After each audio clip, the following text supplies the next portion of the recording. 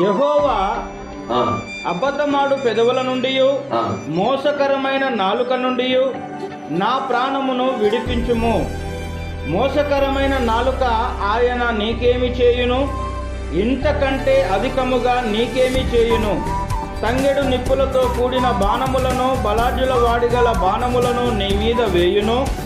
అయ్యో, నేను మేషేకులో పరదేశినై ఉన్నాను, కేదారు గుడారముల యొద్ద కాపురమున్నాను. కలహ ప్రియుని యొద్ద నేను చిరకాలము నివసించిన వాడను.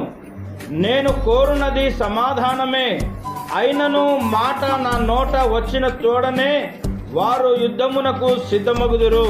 హల్లెలూయా. ప్రార్థన చేసుకుందాం. పరిశుద్ధుడా, ప్రేమ కనికరగల తండ్రి, వాక్యమై ఉన్న యేసు మీకు వందనాలు నాయనా. వాక్యం ద్వారా మా జీవితాలను స్థిరపరుస్తున్నారు, బలపరుస్తున్నారు, విశ్వాసములో మీ కృపలో వర్ధిల్లజేస్తున్నారు. ఈ పరిశుద్ధ ఆదివారం దినము కూడా నాయన మీకు స్తోత్రాలు. ఇదిగోని జూలై నెలలో ప్రభువా నాయన ఉన్నటువంటి ప్రభువా ఈ చివరి వారాల్లో ప్రభువా మీ కృప మాపై అపరిమిత కుమ్మరించి దీవించి వాక్యం ద్వారా మాతో మాట్లాడమని యేసు నామమున ప్రార్థిస్తున్నాను తండ్రి. ఆమేన్. ఆమేన్. ఆమేన్. హల్లెలూయా. హల్లెలూయా. పిల్లరా, నాలుకకు నోటికి మన జీవితంలో జరిగే యుద్ధాలకు చాలా కనెక్షన్ ఉంటుంది. ఏముంటది? కనెక్షన్. మరలా గుర్తు చేస్తున్నాను, మాట ఎక్కడి నుంచి వస్తుంది? నువ్వు ఏదైనా మాట అంటావు ఎదుటి వ్యక్తిని, ఎక్కడి నుంచి వస్తుంది? గట్టి చెప్పండి. గట్టి చెప్పాలని 100 సార్లు చెప్పిన. గట్టి మాట్లాడాలి. నీకు పుట్టిన కొడుకు ఒక ఏడాది 2 ఏళ్ళు 3 ఏళ్ళు అప్పుడు కూడా ఆడు ఏం సౌండ్ చేయడానికి ఏమనుకుంటుంది తల్లి? నాకు మూగ కొడుకు పుట్టిండు అనుకుంటుంది.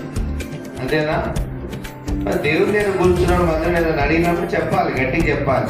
ఇక్కడే మనకు వచ్చిన పెద్ద ప్రమాదం ఏంటంటే మందిరంలో వచ్చి కూర్చుంటాం, మందిరంలో చెప్పబడే వాక్యం మీద దృష్టి పెట్టాం, ఎంటేటో ఆలోచిస్తూ ఉంటాం. అప్పుడే మనకు వచ్చిన మన విశ్వాసంలో ఎదగకుండా మనకున్న ఆ బుర్రలో పనికి మన ఆలోచన నింపుకుంటాం. మనం ఇప్పుడు మేమున్నాం, వాక్యం చెప్పేటప్పుడు వాక్యమే చెప్తుంటాం. దేవుని స్తోత్రం కాదు. మీరేం చేయాలి? వాక్యం వింటుండాలి అంతే. వాక్యం ఏం చేయాలి? విని గ్రహించాలి, మెదడులో గ్రహించాలి. మెదడులో ఈ వాక్యం దేని కొరకు? ఇప్పుడు ఏం చెప్పబడింది? ప్రతి యుద్ధం దేని జరుగుతుందంట? మాట ఒక మాటతో, మీకు తెలుసా, మాట తూట లాంటిదంట.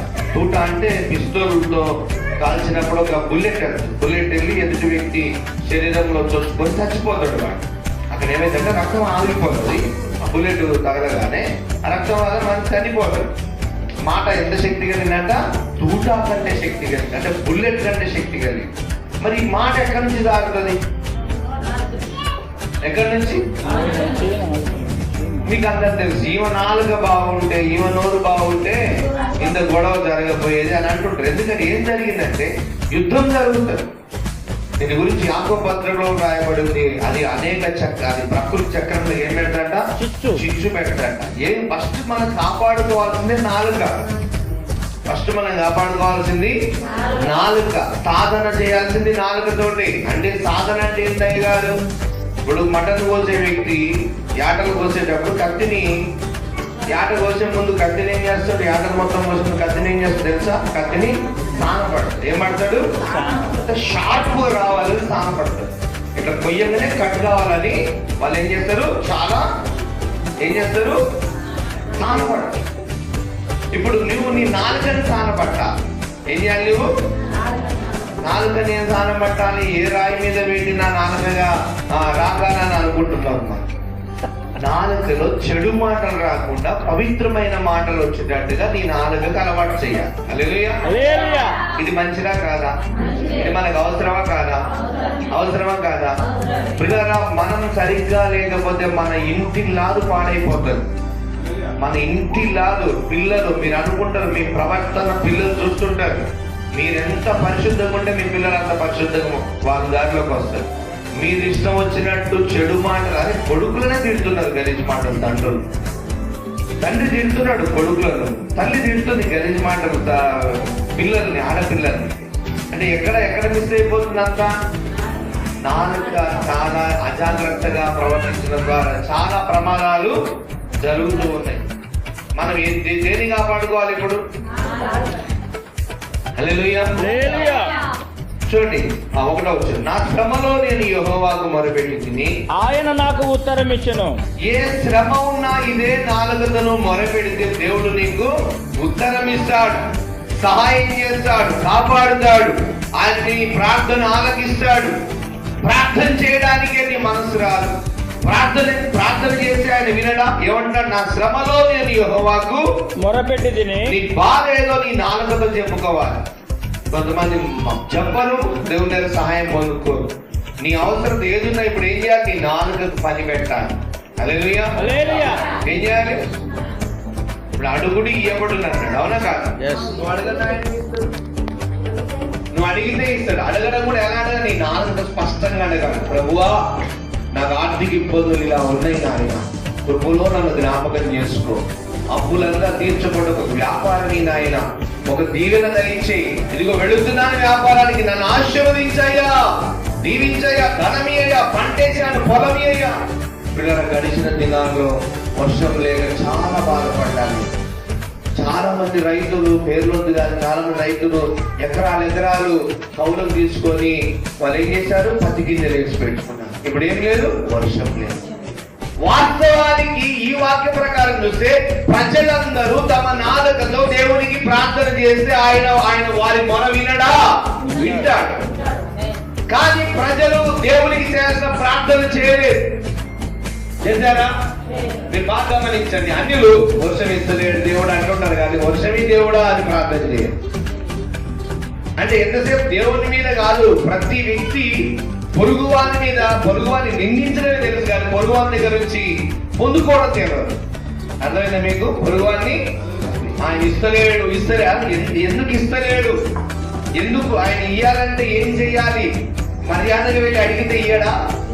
ఇప్పుడు నీకు ఒక అవసరం, ఒక వస్తువు అవసరం ఉంది ఇంటి పక్కన దగ్గర, నువ్వు పోయి ఏమడుగుతో బతిలాడి అడుగుతావు, అక్క నాకు ఈ వస్తువు అవసరం ఉంది, నాకు ఈ అది నీ నాలుకకు పని చేస్తేనే నాకు ఇచ్చేది. నీ నాలుకతో వచ్చే మాటలో విధేయత, వినయం చూసి ఆమె ఇస్తుందా? చాలాసార్లు పెళ్లికి పోయేటప్పుడు పెళ్లికి పోతున్నా అవి లేవు అనుకుని ఏదేదో ఇక వస్తువులు తీసుకుంటా ఉంటారు కొంతమంది దగ్గర పోయి, అవునా కదా? బతిలాడి అడుక్కుంటారు పోయి. మనం కూడా దేవుణ్ణి బతిలాడు. సర్వ లోకం దేవుని అడగలేకపోతుంది. దేవుడు ఇచ్చిన నాలుగుతో దేవుణ్ణి అడగలేకపోతుంది, దేవుని కార్యాలు పొందలేకపోతుంది. ఆశ్చర్యకరంగా నేను అడిగినా దేవుడు వర్షం ఇచ్చినాడు. దేవుడు స్తోత్రం కలగా, స్తోత్రం చెప్పండి. హల్లెలూయా. అందరూ రైతులు ఊపిరిపీల్చుకున్నారు. మళ్ళీ ఈ రాత్రి కూడా పడుతుంది, రేపు కూడా పడుతుంది, జల్లు పడుతూనే ఉంటాయి. ఇక దేవుడు ఆపడు. పిల్లల మనము మొరపెడితే ఆయన మనకి ఏం చేస్తాడు? సమాధానం ఇస్తాడు. చివరి 6వ వచనం చూద్దాం ఒకసారి. 6వ వచనం, కలహ ప్రియుని యొద్ద నేను చిరకాలము నివసించిన వాడను, నేను కోరునది సమాధానమే, అయినను మాట నా నోట వచ్చిన తోడనే వారు యుద్ధమునకు సిద్ధమగుదురు. చూడండి, మాట బాగా ఈ మాట గుర్తుపెట్టుకోండి. మీకు వాక్యాలను అర్థం కాకపోతే వివరిస్తాం. మాట, నోట, యుద్ధం అంట. 3 ఉన్నాయి ఇక్కడ కనెక్షన్స్. ఏమున్నాయి? నిజం కూడా ఇప్పుడు యుద్ధాలు మన వేరే దేశాలు యుద్ధాలు దిగుతున్నారు. వారు ఒకరికొకరు ఒప్పందం చేసుకుంటారు. ఆ దేశ ప్రధాని ఒక మాట చెప్పండి, ఆ మాట లోపడతారు. అతని మాట తప్పండి యుద్ధం జరుగుతుంది. అంతేనయ్యా? అతని మాట తప్పండి ఏం జరుగుతుంది? యుద్ధం. నువ్వు మాట ఇచ్చావు, ఒప్పందం చేసుకున్నావు, మాట ఎలా తప్పావు? యుద్ధం. పంపిట్ల రైఫల్ దాన్ని బాంబులు వేసేస్తారు. ఎన్నో దేశాలు పాడైపోయినాయి ఇప్పటికీ. చూడండి, మాట మన నోట దాటిందంటే యుద్ధం జరుగుతుంది. నీ జీవితంలో కూడా ఇప్పటివరకు నువ్వు సరి చేసుకో. ఏ విషయంలో నువ్వు శోధింపబడుతున్నావంటే నీ మాట తీరు సరిగ్గా లేకపోవడం ద్వారా నీకు ముందు శోధన వస్తుంది, శ్రమ వస్తుంది. ఆ శ్రమ తప్పింపబడాలంటే నీ నాలుకని ఏం చేయాలా? సాధకం చేసుకోవాలి. ఫిలిప్పీ పత్రిక 2వ అధ్యాయం 11వ వచనంలో ఎక్కువగా మనము ఎవరెవరి గురించి ఆలోచిస్తూ ఉంటాం, ఎవరి గురించి ఎక్కువగా మనము ఆలోచించకూడదు. చూడండి 2వ అధ్యాయం 11వ వచనం, ప్రతి వాని నాలుకయు తండ్రి అయిన దేవుని మహిమార్థమై యేసుక్రీస్తు ప్రభు అని ఒప్పుకొనున్నట్లును దేవుడు ఆయనను అధికముగా హెచ్చించి ప్రతి నామమునకు పై నామమును ఆయనకు అనుగ్రహించెను. కాగా నా ప్రియులారా, మీరెల్లప్పుడూ విధేయులై ఉన్న ప్రకారము నా ఎదుట ఉన్నప్పుడు మాత్రమే గాక మరి ఎక్కువగా నేను మీతో లేని ఈ కాలమందును భయముతోను వణకుతోను మీ సొంత రక్షణను కొనసాగించుకొనుడి. హల్లెలూయా. హల్లెలూయా. ఏం చేయాలంట? సొంత రక్షణ. గమనించాలి. మనం ఎవరెవరి గురించి ఆలోచించి మనం భ్రష్టులైపోతే ఏమన్నా లాభం ఉంటుందా? ఫస్ట్ ఎవరి గురించి ఆలోచించాలి? మనము, మన సొంత రక్షణ. ఇదేనా ఫస్ట్ ఇంపార్టెంట్ పాయింట్? ఏంటి చెప్పండి? మనము దేవుని దగ్గర మన రక్షణను ఏం చేయాలి? కాపాడుకోవాలి. ఏం చేయాలి? మన రక్షణను కాపాడుకోకుండా ఇష్టం వచ్చినట్టు వాడి గురించి ఆలోచించి వీడి గురించి బాగా కుర్రది పని పెట్టండి. ఎన్ని రోజులు కొంతమంది గురించి, కొంతమంది అయితే అతని గురించి ఎంత ఆలోచించానంటే అన్నా అతను ఇలా బతుకుతాడేమో, ఇలా ఉంటాడేమో అనుకుని మనం అనుకుంటుంటాం. ఏం ప్రయోజనం? నువ్వు ఆలోచిస్తే ఏం ప్రయోజనం? తను ఆలోచించాలి తన గురించి. ఏం చేయాలి? తన గురించి నువ్వు కాదు ఆలోచించాల్సింది. తన గురించి తనకు ఆలోచన లేని వాని గురించి మనం ఆలోచించడంలో ప్రయోజనం లేదు. మరి ముఖ్యంగా ప్రతి వాని నాలుకయు తండ్రి అయిన దేవుని మహిమార్థమై యేసు క్రీస్తు ప్రభు అని ఒప్పుకొనున్నట్లును. గమనించండి, రక్షణ ఎక్కడ ఉంది? రోమా పత్రికలో వాక్యం ఉంటుంది. ఏం చేయకండి? మీ హృదయమందు విశ్వసించి మీ నోటి ద్వారా ఒప్పుకుంటే మీకు ఏమొస్తుంది? వాక్యం పొందుకున్నామని అనడం కాదు. ప్రతిరోజు నువ్వు ప్రార్థన చేసినప్పుడు ప్రభువా నా పాపాలను క్షమించినందును బట్టి నీకు వందనాలయ్యా స్తోత్రం చెప్పండి. చెప్పాలి ఆ మాట దేవుని దగ్గర చెప్తుండాలి. అసలు దేవునికి ఎవరిష్టం తెలుసా? దేవునితో ఎక్కువ మాట్లాడాలంటే దేవునికి ఇష్టం. దేవుని దగ్గర కూర్చొని కొంతమంది ప్రార్థన చేయండి అంటే మరి తండ్రిని ఆమెను చూస్తే అట్లే కనపడుతుంది. అతను నాలుగు పని పెట్ట దేవుని స్తోత్రం కదా. మా ప్రార్థన చేయండి, మా ప్రార్థన చేయండి. ప్రార్థన అవుతుందో లోపల ఆమె ఎటెండు పోతుందో ఆ మైండ్ అంతా అర్థం. దేనికి పని చెప్తే ప్రార్థన వినబడుతుంది? నాలుకకు పని చెప్పాలి. హల్లెలూయా. ఏమన్నారు? స్తోత్రమయ్యా, నా కుటుంబాన్ని దీవించావు, నన్ను రక్షించావు తండ్రి, నా పాపాలు క్షమించావు, నీకు వందనాలయ్యా, నీకు స్తోత్రాలయ్యా, నాకు సంతోషకరంగా మనసునిచ్చావు అయ్యా, నాకు బాధల్లో తోడై ఉన్నావు, నీకు వందనాలు స్తోత్రాలయ్యా అని నువ్వు నాలుకతో ఒప్పుకోవాలి దేవుని దగ్గర. ప్రతి వారి నాలుకయు తండ్రి అయిన దేవుని మహిమార్థమై యేసు క్రీస్తు ప్రభు అని. యేసు అంటే రక్షకుడు, రక్షించిన దైవమా స్తోత్రం. ప్రియులారా, ఇంకా లోతైన విషయం అంటే క్రీస్తు అంటే అభిషేక్తుడు. ఆయన నీకు అభిషేకం కూడా ఇచ్చాడు. గట్టి చప్పట్లు హల్లెలూయా. రక్షించిన యేసయ్య ఏదో రక్షించి వదిలిపెట్టలే, నీకేం చేశాడు? అభిషేకము. మీరు చాలా లోతుగా శ్రద్ధగా వింటే ఇంకా లోతైన విషయాలు వస్తాయి. మీరు పరిశుద్ధుని వల్ల అభిషేకం పొందిన వారు కనుక మీరు పరిశుద్ధుని వల్ల అభిషేకం పొందిన వారు అంటాడు. అభిషేకం ఉంది మన మీద. ఆ అభిషేకమే ఈరోజు పాపం జయించే శక్తిని ఇస్తుంది. దేవుడి స్తోత్రం కనుక ఆ అభిషేకమే మనల్ని ఇంత పరిశుద్ధంగా నిలబెడుతుంది.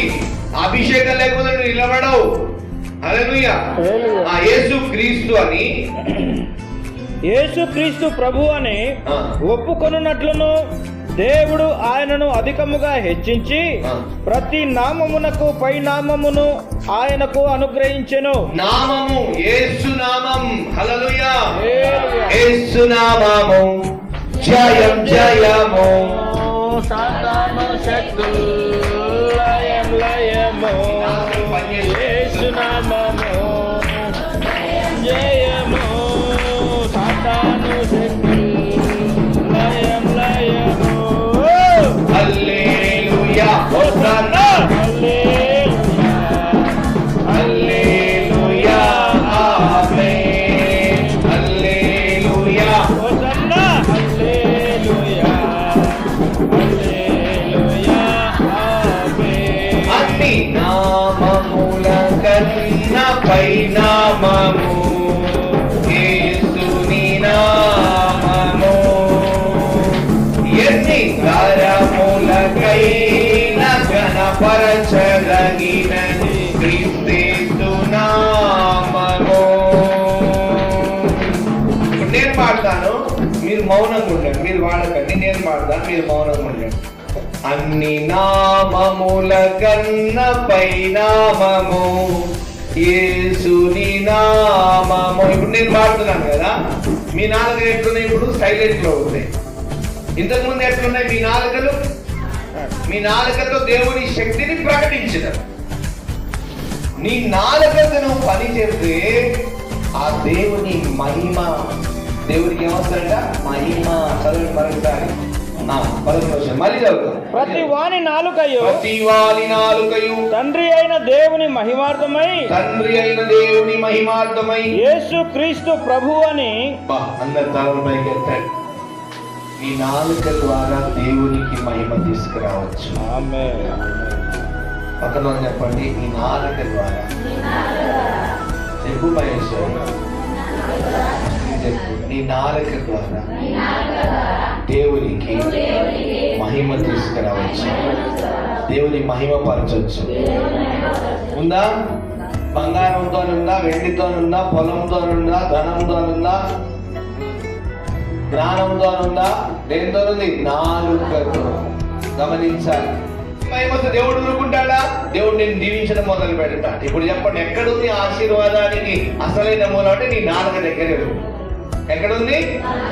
చాలాసార్లు ఈ నాలుక గురించి పెద్ద పెద్ద ప్రసంగికులు యాకోబు పత్రికలో ఉన్న విషయాన్ని తీసి, ఇది చిచ్చు పెడుతుంది, గొడవలు పెడుతుంది, అగ్ని పెడుతుంది, నీ నాలుగు జాగ్రత్త, నాలుగని జాగ్రత్త కాపాడుకుంటారు. కానీ ఇదిగో ఈ ఫిలిప్పీ పత్రికలో ఉన్న వాక్యాన్ని పెద్దగా బయటికి తీసి చెప్పలేకపోయినారు. ఈ నాలుగు, ఇప్పుడు మనము చెడు జరుగుతుందని చెప్పినప్పుడు మంచి ఇలా జరుగుతుంది కూడా చెప్పాలి కదా. అర్థమైందా మీకు? జాగ్రత్త అమ్మ, నాలుగని బదులు నేర్చుకో అంటున్నాము. నాలుగని ఇట్లా వాడు ఆశీర్వాదం పొందుకుంటామని కూడా మనం చెప్పాలి కదా. హల్లెలూయా. కానీ ప్రజలు ఎంతసేపు యాకోబు సేవకులు కూడా నిలబడినప్పుడు ఎదుటి వాడికి ఎంతసేపు నువ్వు ఇట్లున్నావు, ఇట్లా అయిందంటారు. కానీ ఇలా ఉండి ఇలా ఆశీర్వదింపబడతావు అనే మాట చాలా తక్కువ మంది సేవకులు చెప్తారు. బ్లెస్సింగ్ వర్డ్స్ ఎప్పుడు క్రూసిఫైడ్ చేసే వర్డ్స్ చెప్తారు. అదే ఉన్నదే మనము లోకం మీద తెలివి లేక టిక్కలో లాగా ఉన్నాం. మనం దేవుని కృపను బట్టి జ్ఞానం ఇస్తున్నాడు. ఇప్పుడు ఏం చేయాలి? దీవెనలు పొందే చెప్పాలి. ద్వితీయోపదేశకాండం 20వ అధ్యాయం ఏముంటది? యెహోవా మాటలు శ్రద్ధగా విని ఆయన ఈ మాటలని అనుసరించిన నీ మీదకి దీవెనలన్నీ వచ్చి ప్రాప్త. దీవెనలు చూడు బాగా, దీవెనల మీద మనం ఫోకస్ పెట్టాలి. శాపాల మీద వద్దు. శాపాలు 77 ఉన్నాయి, దీవెనలు 17వ వచనాలు దీవెనలే ఉంటాయి. దీవెనల గురించి చూడాలి. దీవెనలు ఎలా వస్తాయి, ఏం చేస్తే దీవెనలు వస్తాయని చూసుకోవాలి మనం. హల్లెలూయా. ఎందుకంటే సమయం లేదు, వయసు అయిపోతుంటది. మీరు బాగా గుర్తు పెట్టుకోండి, రోజు దాటికంటే వయసు అయిపోతుంది. అయిపోతుందా? ఎందుకు నేను ఈ మాట చెప్తుందంటే, నేను చెప్పను నా గురించి కాదు. నిన్న నాకు 44 సంవత్సరాలు నిండి 45 సంవత్సరం పడ్డది. 44 నుండి 45 ఈ రోజుకి ఈ 45 సంవత్సరాలు నడుస్తుంది. 45 సంవత్సరాలు గడిచిపోయిన భూమి మీద 4 సూత్రాలు నేర్చుకున్నాను. దేవుని స్తోత్రం. పరిశుద్ధంగా బ్రతకడం, రక్షణ కాపాడుకోవడం, అన్ని విషయాలు జాగ్రత్త కలిగి ఉండడం, దేవుడు ఇచ్చిన బాధ్యతలు చేయడం. ఈ 4 విషయాలు ఇలా మనం మంచి అలవాటు చేసుకొని నేర్చుకోవాలి.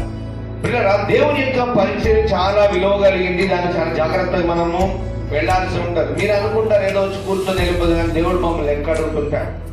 మీరు కూర్చున్నప్పుడు మీకు ఏం మాటలు చెప్పామనేది కూడా దేవుని దగ్గర గ్రంథంలో రాయబడుతుంది. దేవుని స్తోత్రం కనుక విన్న తర్వాత మీరు అనుసరించడానికి నాకు సంబంధం లేదు, కానీ అది మీకు సంబంధం అని విన్నాము. ప్రకటించేటప్పుడు మా బాధ్యత చేశామా లేదా అని దేవుడు మమ్మల్ని ఏం చేస్తుంటాడు?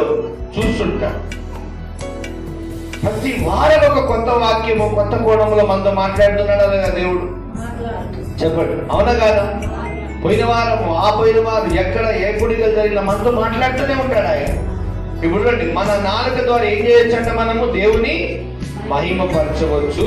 ఆయన నామం ఉన్నది. ఆయన నామం ఏంటిది? యేసు క్రీస్తు ప్రభువా అన్నారు. అందరూ అన్నమాట యేసు క్రీస్తు ప్రభువా. యేసయ్యా యేసయ్యా యేసయ్య కాదు, ఎక్కువ అలవాటు అయిపోయింది జనాలకి. అంతేనా బ్రదరు? యేసయ్యా అనే పదం లేదు బైబిల్లో. యేసు క్రీస్తు ప్రభువు అని ఒప్పుకోవాలి. యేసు నామం, యేసు క్రీస్తు నామం ప్రభువు. ఆయన ప్రభు అంటే ఏంటిదంటే మాకు నీవే దిక్కు, నీవే శరణం, నీవే గతి, నీవే గత్యంతరం అని అర్థం. అంటే ఆయన ద్వారానే మన తండ్రి దగ్గరికి వెళ్తాం. ఆయన లేకుండా మనం వెళ్ళలేము. అందుకే ఆయన మనకు మూలమై ఉంటాడు. అందుకే ఆయన ఏమనాలి? ప్రభువా అనాలి. యేసు అంటే రక్షకుడా, తర్వాత క్రీస్తు అంటే ఏంటిది? అభిషిక్తుడా. మా ప్రభువా స్తోత్రం అనే దేవుని మహిమపరుస్తూ ఉండాలి. తర్వాత వచ్చిన కాగా 12వ వచనం. నా ప్రియులారా, కాగా నా ప్రియులారా, మీరెల్లప్పుడూ మీరెల్లప్పుడూ విధేయులై ఉన్న ప్రకారము, గమనించండి, ఎల్లప్పుడు ఎలా ఉండాలంట? మళ్ళీ విధేయులై ఉండాలి. ఎలా ఉండాలి? ఎల్లప్పుడూ దేవునికి ఏది జరగని 120 కింద నేను చూసిన మనం శ్రమ వస్తుంది. బాగా గుర్తుపెట్టుకోండి, చెట్టుకు ఒక కాలం, ఎండాకాలము, చలికాలము, వర్షాకాలం చెట్టు కూడా ఉందా లేదా? మన శరీరానికి కూడా శ్రమకాలము, శోధన కాలము, ఇబ్బందులు, ఇరుకులు, అనారోగ్యాలు, వాటన్నిటిలో మనం ఏం చేస్తామంటే దేవుని మీద ఎక్కువ ఆధారపడతాం. దేవుని స్తోత్రం చెప్పండి. ప్రజలేమో డబ్బు మీద ఆధారపడతారు, ప్రజలేమో వాళ్ళ బలం మీద ఆధారపడతారు, మనమేమో దేవుని మీద ఆధారపడతాం. మరి మనకు మంచిదా వాళ్ళకి మంచిదా? గట్టిగా చెప్పాలి. మనకు మంచిదా వాళ్ళకి మంచిదా? మనం ఎవరి మీద ఆధారపడుతుంటాం? లోకం ఎవరి మీద ఆధారపడుతుంటది? డబ్బు మీద, వాళ్ళ బలం మీద, వాళ్ళ తెలివి మీద, వాళ్ళకున్న జ్ఞానం మీద ఆధారపడుతుంది. మనం ఎవరి మీద ఆధారపడుతుంటాం? ఇప్పుడు మనకు మంచి జరుగుతుందా వాళ్ళకి మంచి జరుగుతుంది? 100 ఏళ్ళకి ఆయన చచ్చిపోతాడు, మనం చచ్చిపోతాము. మనం భూమిలో బాధ పెడతాం, వాళ్ళు భూమిలో బాధ పెడతారు. అయితే మన విశ్వాసము కొనియాడబడుతుందా, వాళ్ళ విశ్వాసం కొనియాడబడుతుందా? అవునా కాదు? తబిత అనే స్త్రీ గురించి రాయబడిన మాట ఏంటంటే, తబిత ఆమె చేసిన ధర్మకార్యాలని దేవుని సన్నిధిలో రాయబడినట్టు. ఆమె చాలా ధర్మకార్యాలు చేసేదాన్ని. తర్వాత కొర్నేలి గురించి కూడా అపోస్తలుల కార్యం 10వ అధ్యాయంలో ఒక మాట చూద్దాం. కొర్నేలి గురించి, కొర్నేలి భూలోకంలో చేసినప్పుడు కొన్ని కార్యాల గురించి కొర్నేలితో దూత వచ్చి చెప్తా ఉంటాడు. కొర్నేలి 10వ అధ్యాయం అపోస్తలుల కార్యం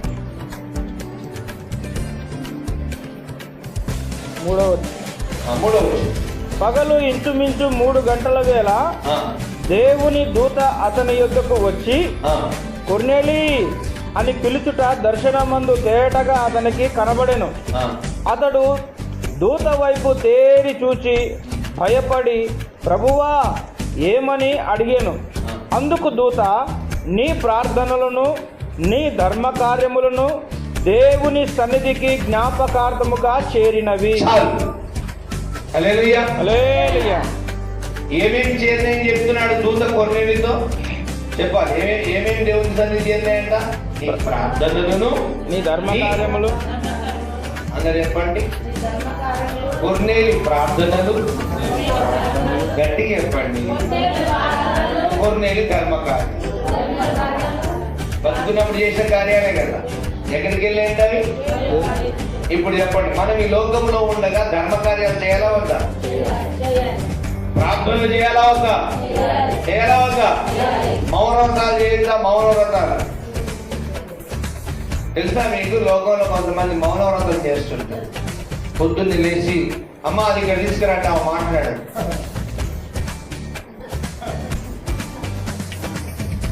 అంతే, మూగసాయి కానీ అని ఆయన అడిగితే ఏమో మాట్లాడారు. అప్పుడు నువ్వు ఏందిరా మాట్లాడు? ఈరోజు ఆమె మౌనవ్రతం చేస్తుంది. ఏమంటారు ఇంట్లో పిల్లలు? ఈరోజు మమ్మీ దేవునికి మౌనవ్రతం చేస్తుంది. మౌనవ్రతం చేస్తే ఆశీర్వాదం రాదు. ఏ వ్రతం చేయాలి? దేవుని దగ్గర మనం దేవునికి నచ్చిన వ్రతం చేయాలి. దేవుని స్తోత్రం. హల్లెలూయా. మీకు తెలుసా వ్రతాల గురించి కూడా వచ్చేవాళ్ళ ప్రభు చేస్తే అమ్మగారు చెప్తున్నారు. వ్రతములు అంటే, వ్రతం అంటే దేవుడికి నచ్చినట్టుగా మనం చేయాల్సిన కార్యక్రమాలు చేయడాన్ని వ్రతము అంటారు. హల్లెలూయా. మీకు తెలియదు కదా, పరిశుద్ధ గ్రంథం వ్రతాలు ఉన్నాయని తెలియదు కదా. వ్రతం ఉంది. వ్రతము ఏ వ్రతాలు ఉంటాయి? మామూలుగా నాజీరు వ్రతం ఉంటుంది. తర్వాత చాలా రకాలు ఉంటాయి బైబిల్. తర్వాత చూద్దాం. ఈ కొర్నేలి యొక్క ప్రార్థనలు, ధర్మ కార్యాలు ఎక్కడికి చేరినాయంట? దేవుని సన్నిధికి జ్ఞాపకార్థముగా. నీ ప్రార్థనలు కూడా ఎక్కడికి వెళ్ళాలి? చేస్తున్నావా దేవునికి నచ్చేటట్టు ప్రార్థన? చేస్తున్నావా దేవునికి నచ్చే ధర్మ కార్యం? వయసు అయిపోతుంది, 30, 40, 50 దాటుకొని పోతున్నావు. ఇంక నేనేం చేస్తానయ్యా, ఏం చేయలేను అనుకుంటా ఉంటావు. చెయ్యగలిగినవి కూడా చేయకూడదు కొంతమంది. హల్లెలూయా. ఇవి జ్ఞాపకార్థముగా చేరాలి. చేరాలి అందరూ చెప్పండి, నా ప్రార్థనలు కూడా, నా ప్రార్థనలు నా ధర్మ కార్యాలు కూడా నా ధర్మ కార్యాలు దేవుని సన్నిధికి దేవుని జ్ఞాపకార్థముగా చేరాలి. చేరేటట్టుగా నేను ప్రార్థన చేసుకోవాలి. నేను ప్రార్థన చేసుకోవాలి. అందుకే మనం ఏం చూస్తున్నాం ఫిలిప్పీ పత్రికలో? చూద్దాం చివరి భాగం ఫిలిప్పీ పత్రికలో. ఈరోజు సొంత రక్షణను మనం కాపాడుకోవాలి. ఎప్పుడు పొరుగు వారి గురించి ఆలోచిస్తే మనం పాడైపోయే ప్రమాదం. హల్లెలూయా. చూద్దాం. ఈ కాలమందును ఆ, భయముతోను ఆ. వణుకుతోను ఆ. మీ సొంత రక్షణను కొనసాగించుకొనుడి. బాబా స్తోత్రం. హల్లెలూయా. ఏ రక్షణ అంట? సొంత రక్షణ. ఏ రక్షణ అమ్మా? అంటే నీ గురించి నువ్వు ఎక్కువ ఆలోచించాలి. కానీ మనకున్న రోగం ఏంటంటే పక్కుల గురించి ఎక్కువ ఆలోచిస్తుంటావు. పక్కులకు ఎక్కువ మాటలు చెప్తా ఉంటావు, సలహాలు ఇస్తా ఉంటావు. మన గురించి మనం ఆలోచించుకో. మన భక్తి ఎలా ఉంది, ప్రార్థన ఎలా ఉంది, పరిశుద్ధంగా ఉన్నామా, నీతిగా మాట్లాడుతూ నాలుక ద్వారా ఏ మాటలు జారుతున్నాయి? నాలుకతో పరిశుద్ధమైన మాటలు మాట్లాడుతున్నామా? పగతో మాట్లాడుతున్నామా? కుళ్ళుతో మాట్లాడుతున్నామా? అహంకారంతో మాట్లాడుతున్నామా? అల్ప సంతోషంతో మాట్లాడుతున్నామా? మనల్ని మనం చూసుకోకుండా ఎప్పుడు పక్కోడి గురించి ఆలోచిస్తున్నాం, పక్కోడి గురించి నిందలేస్తా ఉంటాం. అంతేనా కాదు? కానీ దేవుని మాట సెలవిస్తుంది ఏం చేయాలంట? మన సొంత రక్షణను మనము కాపాడుకోవాలి. ఎలా కాపాడుకోవాలి? భయముతోను వణకుతోను మీ సొంత రక్షణను కొనసాగించుకొనుడి. హల్లెలూయా. గొప్పగా చెప్పాలి కానీ నేను చెల్లెలు మనమందరం వచ్చిందంటే మోకరించి తన గురించి జాగ్రత్త, తన కుటుంబం గురించి మోకరించి ఒక పిచ్చిగా లాగానే కనబడుతుంది, కానీ ప్రార్థన చేసుకుంటూనే ఉంటుంది. చెల్లి విమల ఆ బిడ్డను ఎవరిని పట్టించుకోండి పోతుంది. ఆ బిడ్డని వెళ్ళని డెలివరీ అయిన తర్వాత కొన్ని రోజులకి మళ్ళీ చేతిలో గిన్నెలతో ఉంటుంది, పని చేసి వస్తుంది. ఇప్పుడు పని చేసి వస్తుంది పని అంటారు, మోకరిస్తుంది. సొంత రక్షణ. ఇంట్లో భర్త ఆ మోకరించి ప్రార్థన చేస్తామంటే చాలా సార్లు భర్త వచ్చి పైసలే అంటుంటాడు. వచ్చి ప్రార్థన చేస్తుంటే కూడా వచ్చిందండి, ఏంటి చెప్పండి, పక్కకు పోతుంది, టక్కన 100 ఉన్నప్పుడు 50 తీసిస్తుంది, మళ్ళీ వచ్చి మోకరిస్తుంది. పరిశుద్ధ స్త్రీలు కొనియాడబడుతున్న వాక్యంలో రాయబడుతుంది. గొప్ప కాదు కానీ ఒక ఉదాహరణ చూపిస్తా ఉన్నా. ఎవరి గురించి పట్టించుకోండి, ప్రార్థన చేద్దాం అలా ప్రార్థన చేయాలి. ఏం చేస్తున్నామే? సొంత రక్షణను కాపాడుకుంటుంది. మీకు బాధ కనిపించచ్చు కానీ సామెతలు 31 చివరిలో ఉంటుంది. జ్ఞానవంతులు ఏం చేస్తారంట? గౌనులు ఎందుకు కొనియాడబడుతున్నాయి. ఏమైందనంట? గౌనులు అంటే మీరంతా పనికి పోతారు, పనికి పోయేదో కౌలకు కలుపు తీయడం పనులకు పోతారు కదా. అక్కడ ఏదో ఒక స్త్రీ గురించి గుర్తు చేసుకున్నప్పుడు ఆ అమ్మాయి చాలా మంచిది అనుకుంటూ చూసారా? అదే గౌనులు ఎందుకు కొనియాడబడటం.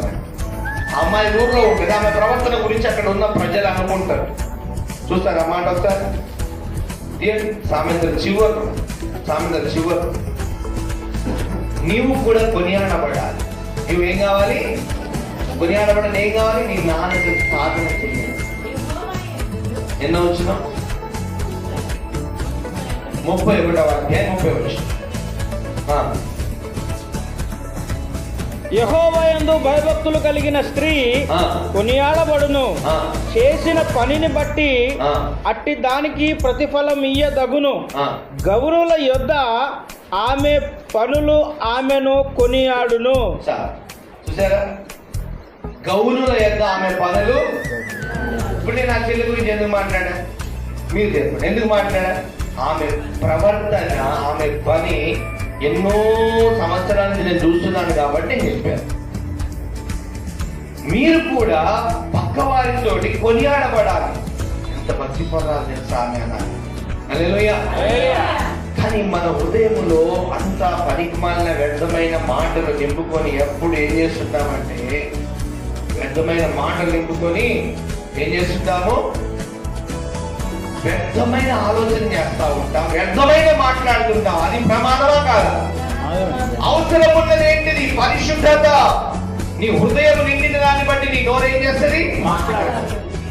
ఇప్పుడు ఏం చేసుకోవాలి? నీ హృదయం సరి చేసుకోవాలి. మరి ముఖ్యంగా నీ నాలుక, నీ నోరు. యెషయా ఏమంటాడు తెలుసా? నేను అపవిత్రమైన పెదవులు గలవాడనయ్యా అంటే దేవుడు అంటాడు తెలుసా? దేవుడు ఒక దూతను పంపి ఒక నిప్పు కణాన్ని తీసుకెళ్ళి ఏం చేస్తాడు? పెదవులను తగిలించి నేను అపవిత్రమైన పెదవులు గలవాడని చెప్పకూడదు యెషయా, నేను నీ పెదవులను పవిత్రపరిచానంటాడు. ఇర్మియా ఏమంటాడు తెలుసా? నేను బాలుడనయ్యా, నా వల్ల కాదని అంటే ఇర్మియాతో దేవుడు ఏమంటాడు తెలుసా?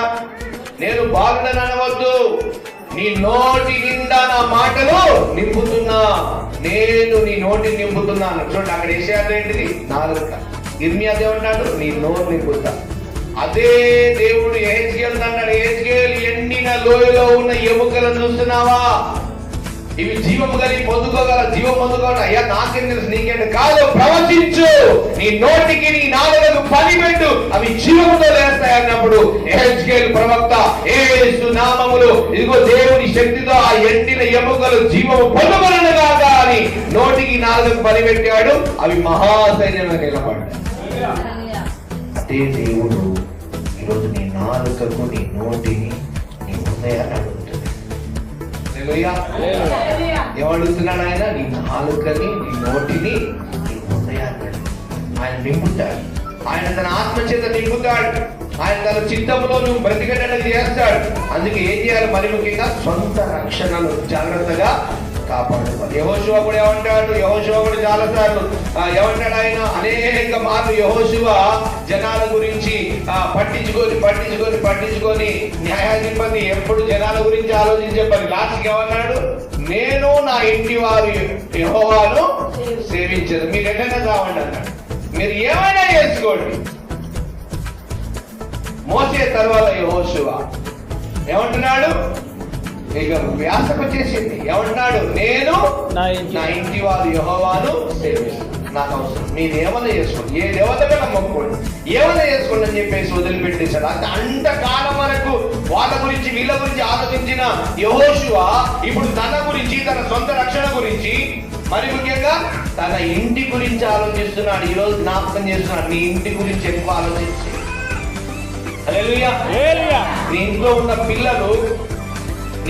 పిల్లలు విశ్వాసంలో ఇప్పుడు తప్పిపోయారనుకో, వారు ముసలితనం వరకు కూడా దేవుని దగ్గర రాలేదు. ఎందుకంటే వాళ్ళకు నామకార్థం వచ్చారు. ఆమె పోయిన తెలిసికి ఏముందన్నట్టుగా ఉంటుంది.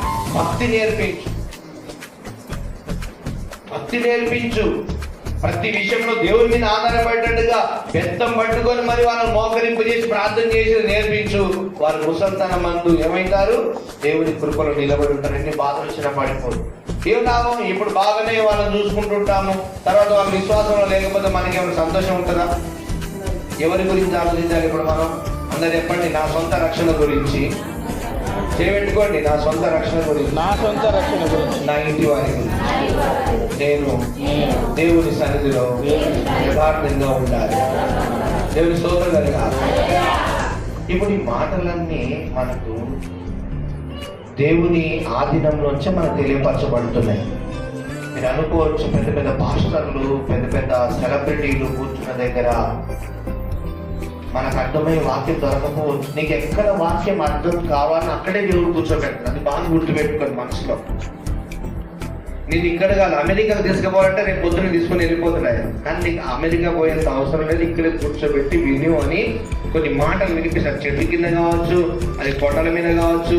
ఈ కాలంలో చిన్న చిన్న రేపు చెట్టు, ఆ కాలంలో తాటాకుల కింద, తడకల కింద కూర్చొని ఆరాధన చేసిన వాళ్ళు ఉన్నారు, అడవులలో కూడా. మరి మనకు సౌకర్యం, మనం ఏం నేర్పిస్తున్నాడు దేవుడు మనకి ఈ రోజు? ఏం చెప్తున్నాడు? మన సొంత రక్షణను మనము మన ఇంటి వారి గురించి ఆలోచించాలి. మరి ముఖ్యంగా మన నోటి మాటలను జాగ్రత్త పెట్టుకోవాలి. దాని ద్వారా మనకు ఆశీర్వాదం వస్తుంది. నోటి మాటలు జాగ్రత్త లేకపోతే యుద్ధం వస్తుంది. నోటి మాటలు జాగ్రత్తగా ఉంటే ఏమొస్తుంది? చెప్పాలి, ఏమొస్తుంది? నోటి మాటలు జాగ్రత్తగా ఉంటే, పవిత్రంగా ఉంటే ఏమొస్తుంది? ఆశీర్వాదం, దేవుని దీవెనలు వస్తాయి. తర్వాత ఇంకా చెప్పండి, ఏముంది? దేవునికి మహిమ వస్తుంది. ఏమొస్తుంది? ఏమొస్తుందమ్మా? ఎంతమంది దేవుని మహిమపరుస్తారు? చేద్దాం. నీ నాలుక ద్వారా ఈ రోజు నుంచి నాలుకకి ఏం చేయాలి? సాధన చేయాలి. మంచి మాటలు మాట్లాడితే మదర్ తెరీసా కంటే మంచి మాటలు మాట్లాడాలి. అలా మాట్లాడాలంటే మళ్ళీ హృదయంలో ఆ భయం ఉండాలి. ఏమని రాయబడింది అక్కడ? వణుకుతూను భయముతోను మీ సొంత రక్షణను కొనసాగించు. లోపల ఒక భయం ఉండాలి, భయముతో మాట్లాడాలి. దేవుని బిడ్డలతో మాట్లాడటం దేవుని సోదరుడు ఎంతమంది తీర్మానం చేసుకుంటారు? ఎందుకంటే పిల్లలు ఎందుకు చెప్తున్నారు తెలుసా? మన ఈ జీవితకాలం చాలా విలువైనది. మనము హాస్యముతో అపహాస్యముతో అల్పసంత ఈ రోజులలో ఎక్కడ చూసినా స్త్రీలు, టీవీలు, సీరియళ్ళు, ఒకరి మీద ఒకరు ఏం చేస్తున్నారు? చాడీలు, ఒకరి మీద ఒకరు ఏమంటారు కౌంటర్లు, ఒకరి మీద ఒకరు ఏదో అంటుంటారు. ఏదో పడ ఏదో ఈవేదో అనగా నావేదో అనేసి ఈవేదో ఇక అట్లే పోతుంది. అలా దేవుడు గుర్తుకున్నాడు మధ్యలో. మొగుడికి ఏదైనా రోగం వచ్చినప్పుడు, ఆమెకి ఏదైనా రోగం వచ్చి అప్పుడు బ్రదర్ మా కొరకు ప్రార్థన చేయండి. ఎంతసేపు ఏం చేసినావు? 4 గంటల పనికి మన వాటికి వాడినాం కాబట్టి యుద్ధం. యుద్ధం అంటే రోగమే, యుద్ధం అది రోగమే, రోగం కూడా ఒక యుద్ధమే. నాలుకను సాధన చేయాలి దేవుని సన్నిధిలో. హల్లెలూయా. దేవుడు శక్తితో నింపుతాడు. హల్లెలూయా. హల్లెలూయా. ఈ జీవితంలో యుద్ధం జరుగుతుందంటే కారణం నాలుక. నమ్ముతారు నమ్మరు, నాలుగే ప్రమాదకరమైనది. ఇప్పుడు ఏం జాగ్రత్త పెట్టుకోవాలి మనము?